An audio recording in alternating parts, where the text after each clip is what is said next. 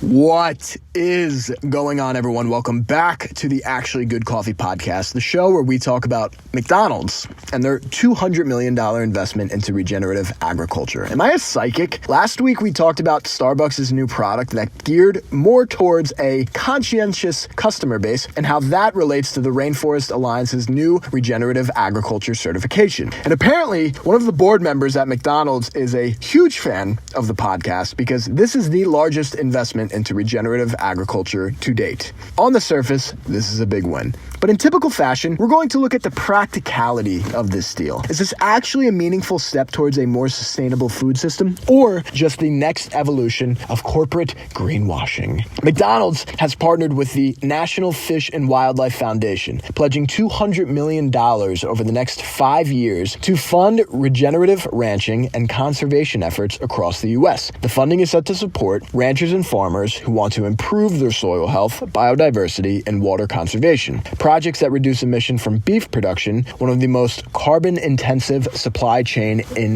the food system, and efforts that ultimately help McDonald's secure a more resilient beef supply in the face of climate change and market volatility. This is the largest single investment in regenerative agriculture ever by a restaurant chain, and it seems to be not just about PR since it's rooted in very real business pressures. Soil degradation, water scarcity, and supply disruptions are all direct threats to McDonald's bottom line. That's pretty much the only reason why we're talking about this, because there is some realness to all of this. If we were just going to give credit where it's due, this is a real investment. It's not a vague net zero by 2050 promise. $200 million is enough to fund hundreds of pilot projects, educational programs for ranchers, and data collection on carbon sequestration, soil health, and methane reduction. Also, this isn't McDonald's first attempt. They've tested regenerative grazing pilot programs since 2022, and they're working with groups like USDA's Partnerships for Climate Smart Commodities, Ducks Unlimited, and Manomet, all real players in the sustainability space. And this matters for us because if the biggest beef buyer in the world starts shifting standards, the rest of the industry follows.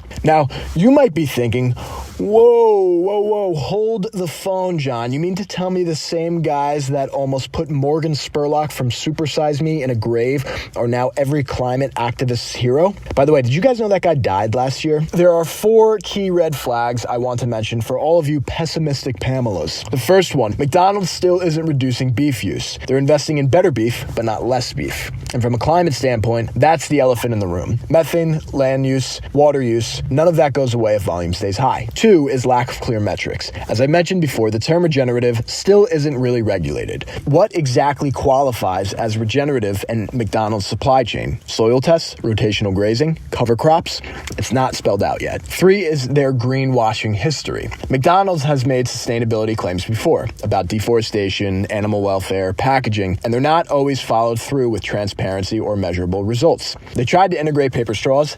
That turned out to not really be recyclable. And they've also made various large commitments to being net zero by 2050 without much of a follow-up. This is actually the first real push towards that. And 4 is that I'm still not 100% convinced that this isn't just PR armor. Let's not forget, McDonald's beef footprint is one of the largest on the planet. This investment helps them insulate their brand from criticism without fundamentally changing the business model. So yes, the investment is real, but so is the risk of performative sustainability. While McDonald's is investing in beef, we're seeing the same exact shift in coffee with the Rainforest Alliance's Regenerative Agriculture certification. This certification is aiming to go beyond the old checkbox model and measures soil health, biodiversity, carbon drawdown, and social well-being. And much like McDonald's effort, it's meant to future-proof the supply chain. But just like with McDonald's, the real questions are, will it scale? Will it be transparent? And will it push for actual transformation or just incremental PR wins? I will say the Rainforest Alliance certification has a very intense framework that describes everything that certification covers. I haven't seen the same from McDonald's. Obviously, it's a massive company. This stuff is going to take time. But I'm still not able to get rid of that voice in the back of my head, presenting counter arguments on today's episode. McDonald's doesn't actually care about the environment. We've been down this road before. Or they're just trying to please the current administration. And honestly, my response is, who cares?